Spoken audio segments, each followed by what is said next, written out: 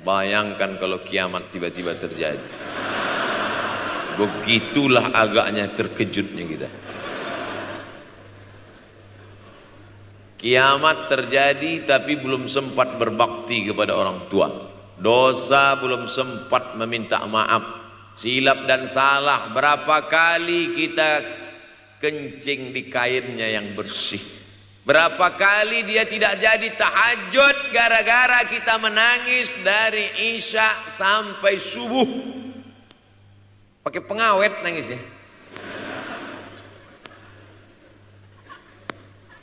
Tapi kita tak pernah sadar itu. Kita menganggap kita di dunia ini dibesarkan angin. Kita menganggap kita ini bangsawan, bangsa yang hidup di awan. Berapa kali dia tidak jadi sholat duha gara-gara kita kencing. Berapa kali nasi yang sudah mau disuap masuk ke mulutnya tak jadi. Bahkan dia tidak makan sama sekali. Dan berapa kali makanan dia belikan hanya untuk susu, hanya untuk menyenangkan kita. Pernah kita balas. Dan dia tidak pernah minta balas itu. Oleh sebab itu siapa yang mengingatkan? Abdul Somad diberikan judul berat ini. Judul yang paling berat ceramah tentang orang tua, tentang ibu, tentang ayah. Jarang saya mau menerima judul-judul pengajian. Ini pun dikasih tahu setelah sampai di sini. Maka saya belok-belokkan dikit. Air mata udah mau menetes, belokkan lagi. Nanti kalau saya nangis di sini, siapa yang ceramah kalau saya nangis? Oleh sebab itu maka yang orang tua yang masih ada beruntung dan bertua, bawakan dia rumah makan. Ada sahabat saya namanya Ustadz Lukman di Pontianak, bukan Kuntilanak. Mereka punya program namanya Bawa Ibu ke Rumah Makan. Keren nama programnya. Bawa orang tua ke rumah makan. Nanti hari libur adik-adik anak-anakku sekalian libur, bawa ayah bawa ibu ke rumah makan.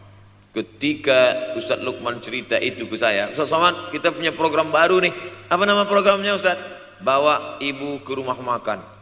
Alhamdulillah Ustadz Lukman, seluruh rumah makan di Pekanbaru tempat tinggal saya itu semua sudah saya bawa. Emak almarhumah saya bawa sup tunjang, saya bawa rendang, saya bawa goreng ayam, saya bawa goreng puyuh, saya bawa. Cuman ada rumah makan ular sawah itu yang tak saya bawa singgah. Lain dari itu sudah saya bawa. Tak ada penyesalan dalam hati, senangkan hatinya. Apa pakaian yang dia suka. Orang tua itu tidak minta yang besar, asal ada saja. Pulang dari Yogyakarta sampai ke rumah, ini tadi ada nampak sedikit tanda terkenang. Kalau banyak makan sendiri. Ketika dia senang melihat itu, bahagia hatinya, nampak senyum di tepi bibirnya, pada saat itulah rahmat Allah terbuka. Pada saat itulah ridha Allah datang. Mengapa sulit mencari pekerjaan? Mengapa payah mencari penghidupan? Salah satu yang mempersempit ridha Allah itu adalah karena tidak berbakti kepada orang tua.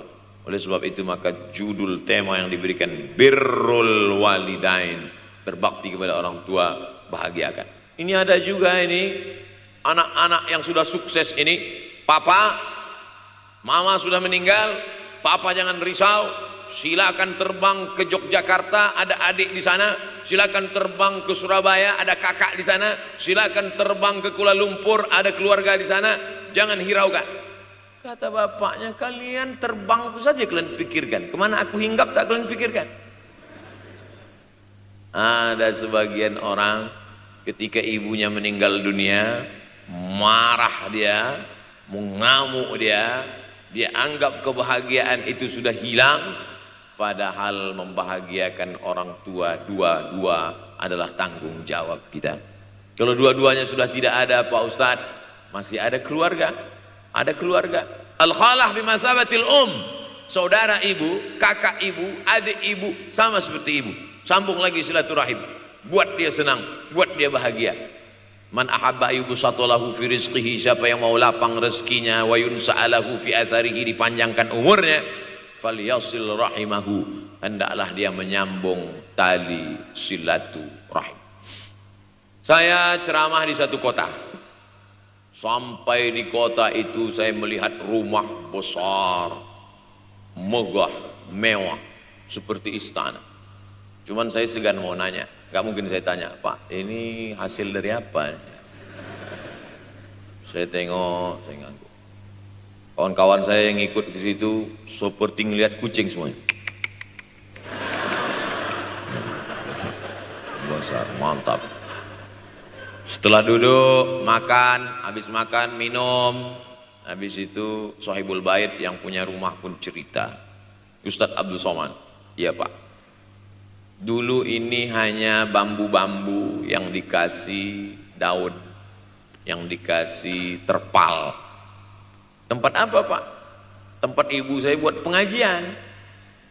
Setiap tahun dibuat begitu.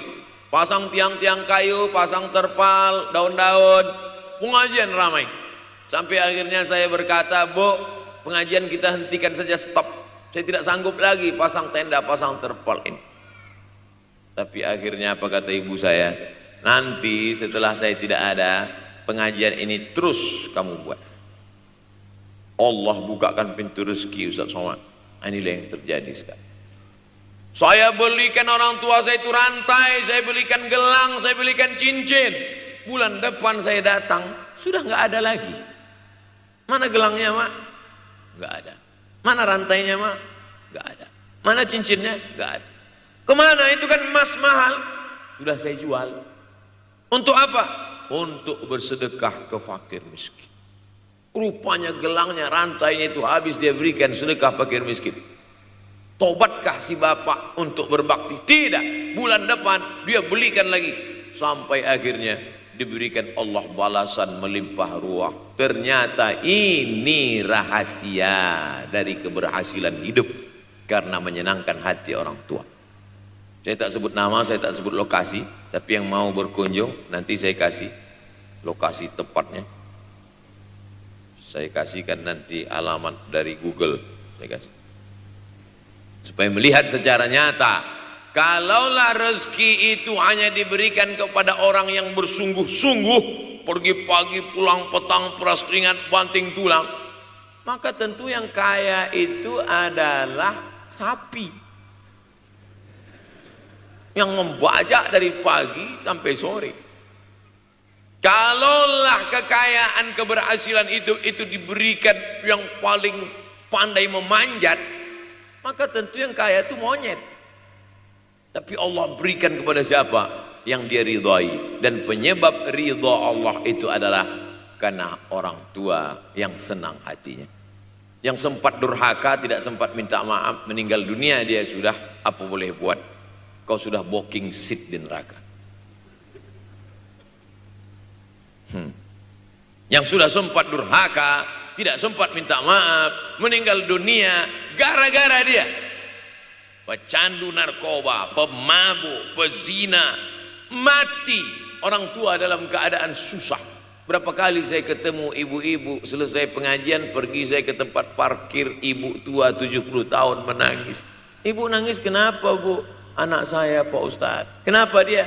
Disuruhnya saya jual tanah. Mama jual tanah. Untuk apa mama megang tanah? Udah tua aja pun jual.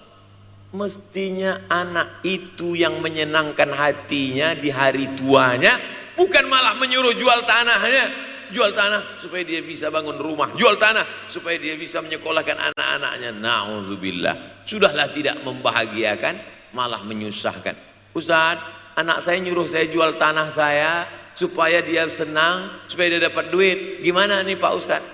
Mungkin si ibu berharap saya menjawab, ibu sabar aja ya Bu, sabar ya. Ibu salah tanya Bu.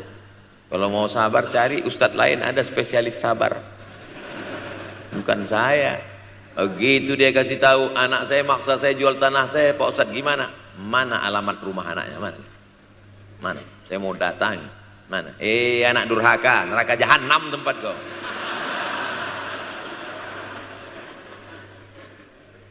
Tak mau dia ngasih alamat.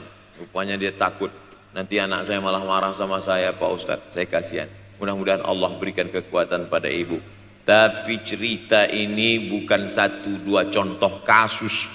Ternyata zaman sanggup memperkarakan pengadilan hanya karena sebatang pohon kayu. Atau cuma saya yang dapat berita aja?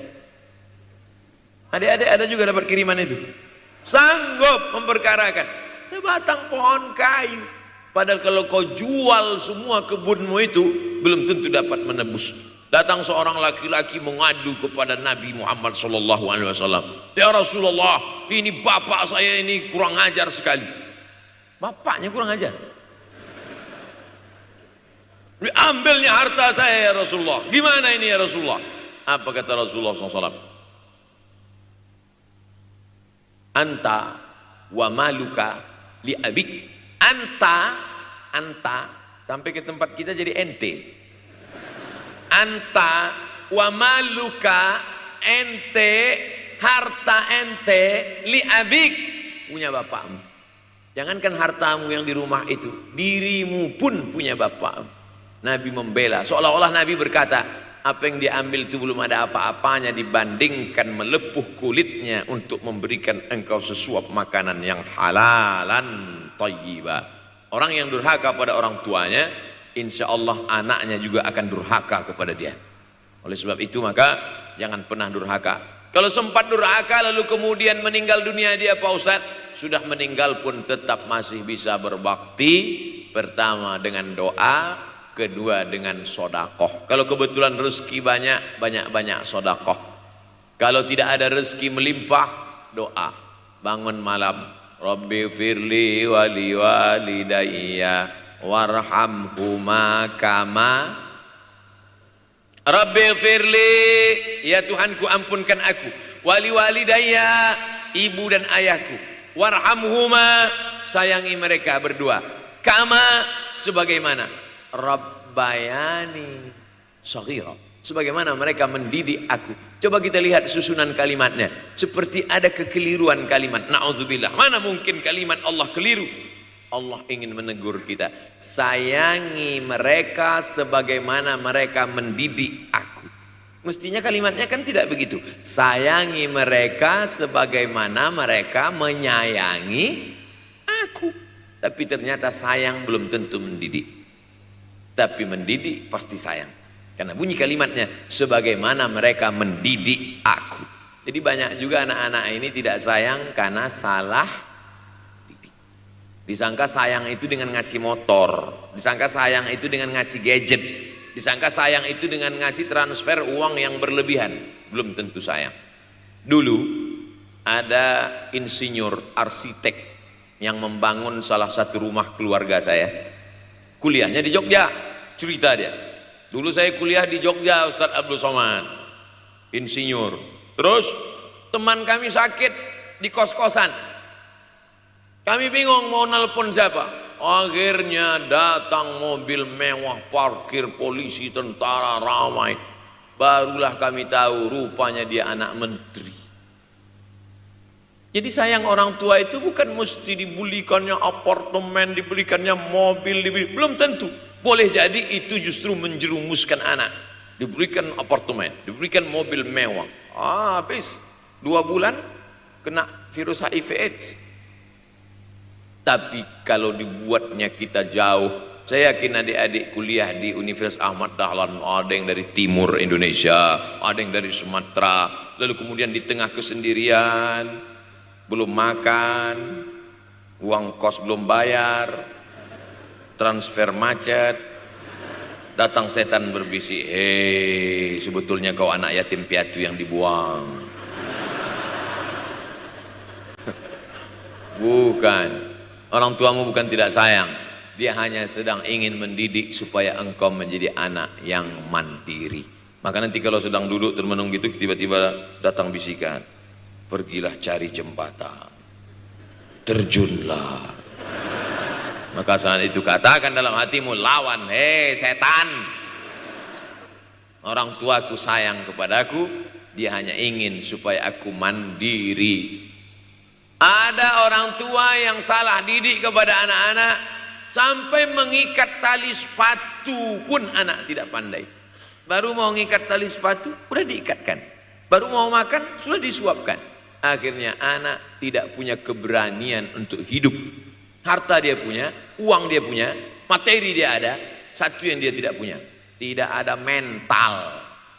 Tapi anak-anak, adik-adik Universitas Ahmad Dahlan adalah orang yang punya keberanian untuk hidup. Betul? Oh, ini di hadapan saya ini. Siapa yang tidak punya keberanian hidup? Ini yang jam 5:30 masih belum hidup lagi.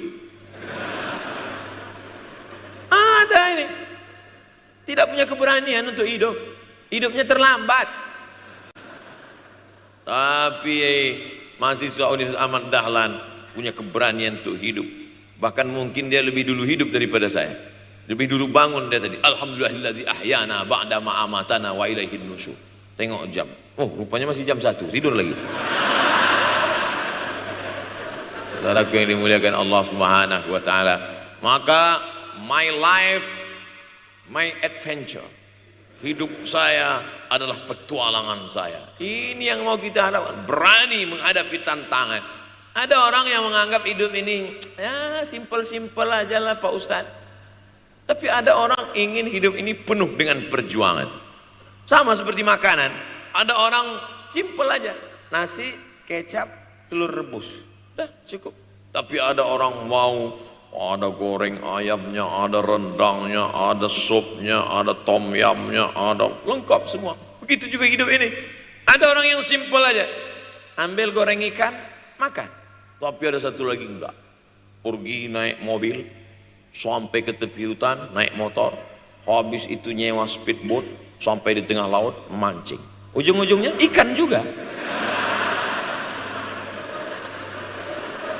Yang dia nikmati bukan ikannya, tapi yang dia nikmati adalah proses untuk mendapatkan ikannya. Paham? Itu enaknya ngomong sama mahasiswa. Coba kalau yang masyarakat biasa, kita udah capek cerita, selesai ada pertanyaan, Ustadz maksudnya tadi apa ya? Aduh, capek gitu. Saya terus terang kalau ceramah di depan mahasiswa ini bangkit semangat saya lagi. Ini sekarang rasa-rasa umur 24. Tapi begitu nanti sudah mulai agak jauh dari mahasiswa, balik 42 lagi. Nah, makanya saya senang kalau diundang ke kampus-kampus. Saya kalau di Jogja diundang di kampus terus, walaupun nggak semua nerima.